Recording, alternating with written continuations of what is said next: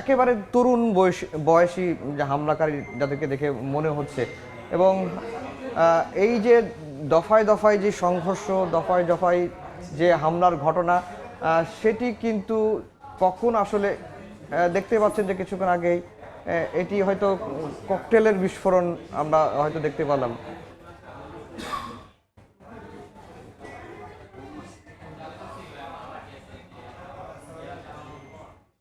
পরিস্থিতি আসলে বর্তমানে খুবই জটিল পরিস্থিতি ধারণ করছে, কারণ একটু আগেও মোটামুটি বলা যায় যে কিছুটা ধাওয়া পাল্টা ধাওয়া কমে গিয়েছিল। আবার আমরা দেখতে পাচ্ছি তারা সংগঠিত হচ্ছে। যারা একটু আগে পুলিশের উপর হামলা করেছিল তারা আবারও হয়তোবা জড়ো হওয়ার চেষ্টা করছে, এবং পুলিশের পক্ষ থেকেও আমরা দেখেছি তারাও আসলে সতর্কতামূলক পদক্ষেপ নিয়েছে। আপনি দেখতে পাচ্ছেন কিনা একজনের হাতে একটি ব্যাগের মতো কিছু একটা জিনিস, সেখান থেকেই কিন্তু ককটেলগুলো নিয়ে এসে ছুড়ে মারা হচ্ছে পুলিশের ওপর।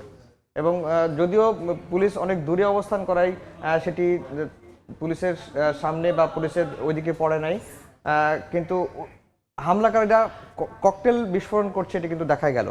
একদম। এর আগে আমরা দেখেছি পুলিশের পক্ষ থেকে আসলে ধৈর্যের পরিচয় দেওয়ার চেষ্টা করা হয়েছে। তারা শুরুতে কিন্তু তেমন বেশি আক্রমণাত্মক অবস্থানে যায়নি। পরবর্তীতে যখন আন্দোলনকারীরা, হামলাকারীরা যখন তারা পুলিশকে যখন চাপে ফেলার চেষ্টা করে নিরাপত্তা বাহিনীকে সদস্যদের, তখন তারাও পুলিশে কিন্তু আবার তারাও ধাওয়া পাল্টা ধাওয়া শুরু করে, এবং তারই পরিপ্রেক্ষিতে যে এক পর্যায়ে টিয়ার শেল নিক্ষেপ করতে দেখেছি। এবং পুলিশের হাতে আপনি নিশ্চয়ই দেখেছেন আফজাল যে তারা আসলে যত না আসলে অস্ত্র ছিল, আমি বেশিরভাগ দেখেছি যে লাঠিসোঁটা ছিল, যেটি লাঠিচার্জ করার ক্ষেত্রে ব্যবহার করা হয়। এবং এক পর্যায়ে আমরা দেখেছি যে কিছু টিয়ার শেল নিক্ষেপ করা হয়েছে। এখনও সেই টিয়ার শেলের ধোঁয়ায় কিন্তু গোটা এলাকা আচ্ছন্ন হয়ে আছে। কয়েকজন পুলিশ সদস্যকেও আমরা দেখেছি যে টিয়ার শেলের সেই ধোঁয়ায় তারা আসলে আহত হয়েছেন। আগুন দিয়ে তারা কিছুটা জ্বালা প্রশমন করার চেষ্টা করছিলেন।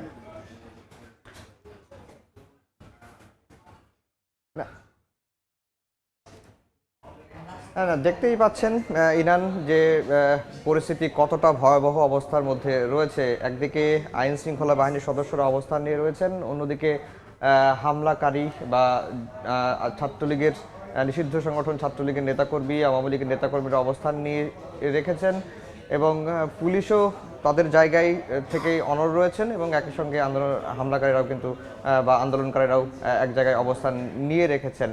আর যেটা বলে রাখি যে সকাল থেকে দফায় দফায় এই সংঘর্ষটি হয়েছে, এবং দেখেছি যে আন্দোলনকারী যারা যারা হামলাকারী তারা কিন্তু পুলিশকে লক্ষ্য করে ককটেল। এটি মূলত আসলে সকাল থেকে তো আমরা দফায় দফায় দেখেছি এমন পরিস্থিতি। মূলত 2:45 মিনিটের দিকে জেলা শহরের লঞ্চঘাট এলাকায় কিন্তু এই হামলার প্রথম ঘটনা ঘটে, এবং পরিস্থিতি সামাল দিতে আমরা যেমনটি বলছিলাম যে সেনাবাহিনী এবং পুলিশ রাবার বুলেট ছুড়েছে, এমন কথাও কয়েকটি গণমাধ্যমের পক্ষ থেকে বলা হয়েছে। এবং পুলিশ এবং আইন শৃঙ্খলা বাহিনীকে লক্ষ্য করে ইট পাটকেল ছোড়া হচ্ছে, এবং এখন পর্যন্ত হচ্ছে।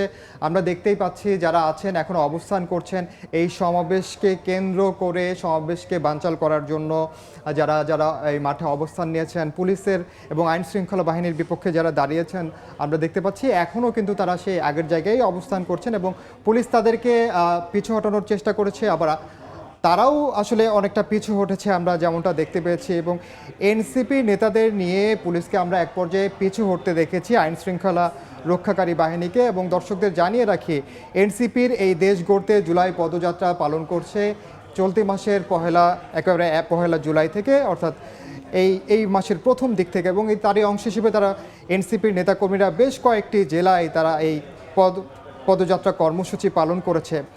তারই অংশ হিসেবে 16 জুলাই, আজ তারা মূলত 16 জুলাই মার্চ টু গোপালগঞ্জ নামে এই কর্মসূচি ঘোষণা করে, এবং এই কর্মসূচি ঘিরে আগে থেকেই নিরাপত্তার ঝুঁকি তৈরি হতে পারে এমন কিছু বিষয় আসলে কিছুক্ষণ আগের খবর, সেটি হচ্ছে যে পুলিশ সেনাবাহিনীর সঙ্গে বিজিবি যোগ দিয়েছে, এবং পুলিশ মাইকিং করে যারা হামলাকারী রয়েছেন তাদেরকে সরে যাওয়ার জন্য বারবার অনুরোধ করে যাচ্ছেন। আর যেটি বলি যে এই গোপালগঞ্জের পদযাত্রাকে কেন্দ্র করে এনসিপির কিছুক্ষণ আগে বিএনপির একটি বিবৃতিও আমরা পেয়েছি। বিএনপি এই ঘটনায় গভীর উদ্বেগ প্রকাশ করে একটি বিবৃতি দিয়েছেন বিএনপির মহাসচিব মির্জা ফখরুল ইসলাম আলমগীর। এই বিবৃতিতে বলা হয়েছে যে ছাত্র জনতার আন্দোলনে আওয়ামী স্বৈরাচারী শাসক গোষ্ঠীর পতনের পর দুষ্কৃতিকারীরা আবারও দেশে অস্থিতিশীল পরিস্থিতি সৃষ্টিসহ নৈরাজ্যের মাধ্যমে ফায়দা হাসিলের অপতৎপরতায় লিপ্ত রয়েছে। আজ গোপালগঞ্জের এনসিপির পূর্ব ঘোষিত কর্মসূচির ওপর বর্বরচিত হামলা, ককটেল বিস্ফোরণ, ইউএনও সহ আইনশৃঙ্খলা রক্ষাকারী বাহিনীর গাড়িতে অগ্নিসংযোগ, পুলিশ সদস্যদের আহত করার বর্বর ঘটনায় সেই অপতৎপরতারই বহিঃপ্রকাশ। আইনশৃঙ্খলা পরিস্থিতির চরম অবনতির কারণে আওয়ামী দোসররা মরণ কামড় দিয়ে ইন্টারিম গভর্নমেন্টকে বেকায়দায় ফেলে ফায়দা লুটতে দেশে অরাজক পরিস্থিতি সৃষ্টির জন্য এখন মাথাচাড়া দিয়ে উঠছে। এসব দুষ্কৃতিকারীদের কঠোর হস্তে দমন ছাড়া কোনো বিকল্প পথ নেই। গণতন্ত্র, মানুষের ভোটের অধিকার প্রতিষ্ঠা সহ দেশে যাতে আবারও ফ্যাসিবাদের উত্থান হতে না পারে, সেজন্য দেশের মানুষের জানমাল রক্ষায় দলমত নির্বিশেষে সকল শ্রেণী পেশার মানুষকে ঐক্যবদ্ধ থাকতে হবে। এর ব্যত্যয় হলে দেশ আবারও স্বাধীনতা, সার্বভৌমত্ব রক্ষার হুমকির মুখে পড়বে।